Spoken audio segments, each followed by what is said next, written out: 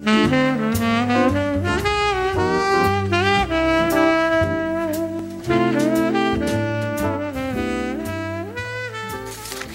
everyone, and welcome to Tuesday's Talking Heads. Once again, I'm your host, Lakin Hupp, and sadly this is my last show of the semester, but I'm very excited because I'm bringing on one of my friends, Carrie Stambo, to talk about Moorhead's Rotary Club. So we'll be right back after this.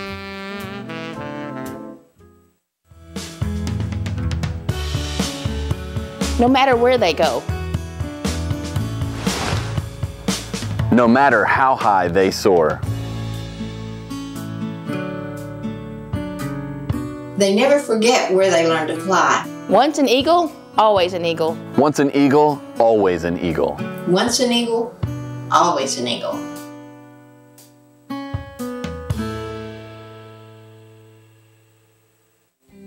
This is your desk. You're at it a lot these days, so you might as well make it comfortable. But doing it like this can actually be more uncomfortable and harmful over time.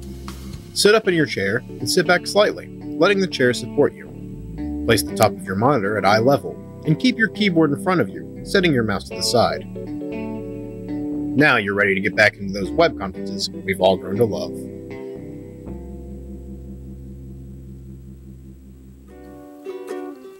Hello and welcome back to Tuesday's Talking Heads. So, hi Carrie, how are you today? I'm well, how are you doing? I'm doing great, and I just want to thank you for coming on the show and talking with me about this. Well, it's my pleasure. So I think we're just going to go ahead and jump right into things. And what exactly is a Rotary Club? Well, Rotary International is the world's oldest service organization. We have 1.2 million members in 35,000 clubs around the world. So we're a really diverse organization that has local clubs. And Moorhead's Club, we're about 5 years old. We have some history in the city. There was a club a long time ago, but it fizzled out and it has been reborn. So we're really excited to get the word out about what we're doing and to recruit some new members. All right, so since this is a newer club, how many members do you have as of right now? Is there a lot? Because I know that you are searching for more members. Well, we have about 15 members that come pretty regularly. COVID's been tough, especially for a new club, because we usually meet in person every other Friday, the first and third Friday of the month at noon at Gaddy's Pizza.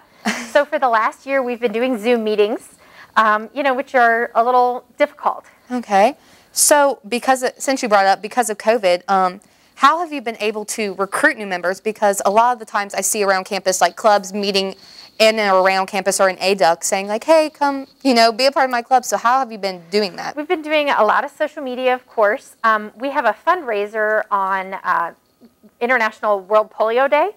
So the Rotary Club's really known for our work with polio, and we have started a fundraiser on the radio in October, and so we did some recruiting this year from that. We also have a what's called an Interact Club, and it's for younger members with the Craft Academy. So we have brought some new students in through the Craft Academy because they continued to meet online as well. So we feel like we've been really fortunate during the pandemic because we continued to meet, and we've actually brought in about 5 new members in the last couple of months. Wow, that's good for COVID. I mean, to be able to bring in members during COVID, I think that's really good because it's hard to, like I said, advertise and get people out there and know about the club, especially since it's not very old. It's only 5 years old.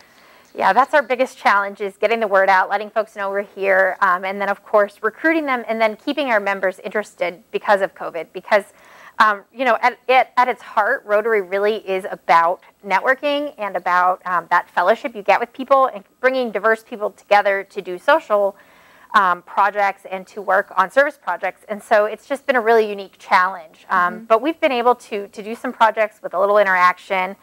And it's worked out well for us, but we're starting in-person meetings again, so we're inviting people, if they want to show up at noon, actually this Friday at Gaddy's, we'll be having a meeting, and they're more than welcome to join us. Of course, masks and social distancing, but we're really excited about the upcoming year. Well, I'm glad that you guys get to meet in person, and if you just want to stay right there for me, I think we're going to go to commercial real fast, but we're going to come back and talk about more of the projects and stuff that you guys do on and off campus. Awesome. While we may be transitioning back to normal life, COVID is still a threat, so don't get a personal foul. This is COVID Referee. Even if you're a mouth breather like you look, This certainly isn't helping anyone. Pull that up. You only washed your hands for 15 of the recommended 30 seconds. Get back in there. 6 feet, please.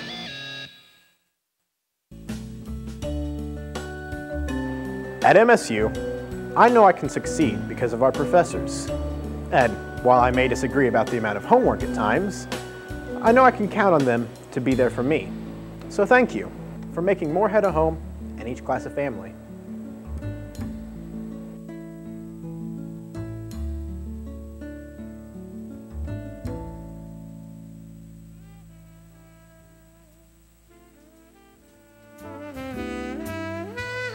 Hi, and welcome back. We're still here with Carrie, so we're still going to be talking about the Rotary Club, but we're going to get more into the projects and stuff that the group does together. So, as you said earlier, the incoming president's starting in July. So, what kind of projects are you doing now, and do you think being the president, you're going to add more or do something different? Absolutely, we're going to add some more projects. I've been talking to club members about what they want to do. It has been a tough year with COVID. We've had to put the brakes on a little bit. But we, as a Rotary Club, adopted Rodburn Park very early. We did some projects there to improve the park, do some tree markers. So we anticipate we'll be investing in the park again. We're working on some grants. We've gotten our 501c3 status, so we're eligible to apply for some more grants, and we hope to maybe make some improvements there. We're also still working on some public art projects that we started several years ago, and of course COVID slowed down.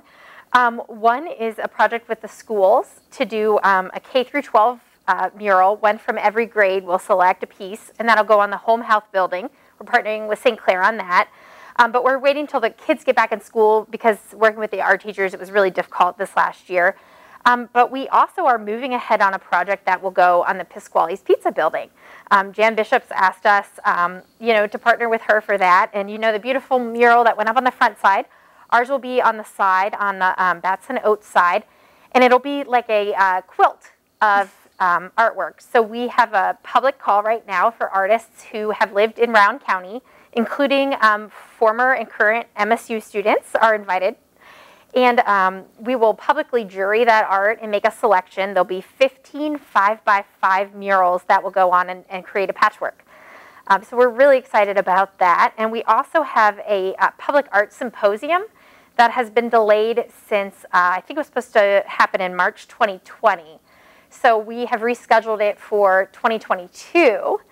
And those projects, the student art project as well as the art symposium, we have been funded through Rotary International grants to do parts of those projects. So we're really looking forward to kind of wrapping those up. But we've done some work with the local foster children. We just ended a clothing drive and a supply drive for them. I anticipate we'll do more work with the foster children in the future. We've done a toy drive in the past, and I think that will come back as well. We'll continue to do clothing for them. And then we're talking about maybe doing some local food projects. We've had some members who have some interest in working to feed some folks. So I think that's on the drawing board as well. Well, I was looking at this paper you gave me earlier, and for sure, this mural on the side of Pasquale's is absolutely gorgeous. I love the quilt design. I mean, I think it's beautiful. So do you have any members who actually submit their artwork, or is it just artists that come in and do it? Well, it's open, like I said, to anyone who wants to submit a design. We're looking for adult artists. I'm not sure we'll have club members who will submit because I don't know any that are personally artists. I won't be submitting. I like to look at the art. I'm not an artist. But we're taking those the call through art will go through July, so we're really hoping to get a really good response. We've gotten about 8 to 10 people who have said they will submit. And it's run the gamut from really professional, well-known artists in our local community who are involved at the Folk Arts Center to some students we've just had conversations with. So we're really looking forward to seeing that work. And of course, it will go up on the Public Art in Round County Facebook page, so the public will be able to weigh in too. All right, well, that's great. I just want to thank you for coming on here and talking to me about this stuff. I mean, this is pretty cool. I had no clue this was even a thing, but I just want to thank you for coming on here. But could you just stay right there for me, because we're going to be right back after this. Absolutely. Thank you.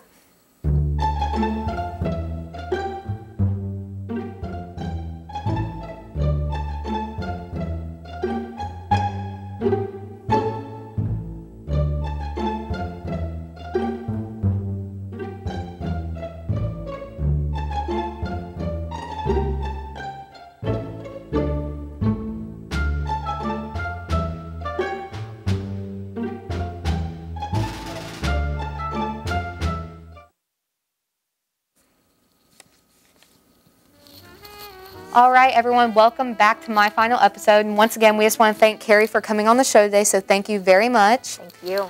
If you want to contact or get a hold of anybody in the Rotary Club and become a part of it, you can contact moreheadrotary@gmail.com, but Carrie has also let me publish her phone number, so Carrie's number is 606-369-2635, so be sure to contact any of those resources if you want to become part of the Rotary Club. But once again, thank you, Carrie, for coming on the show. And be sure to tune in next week when Ashton has his show.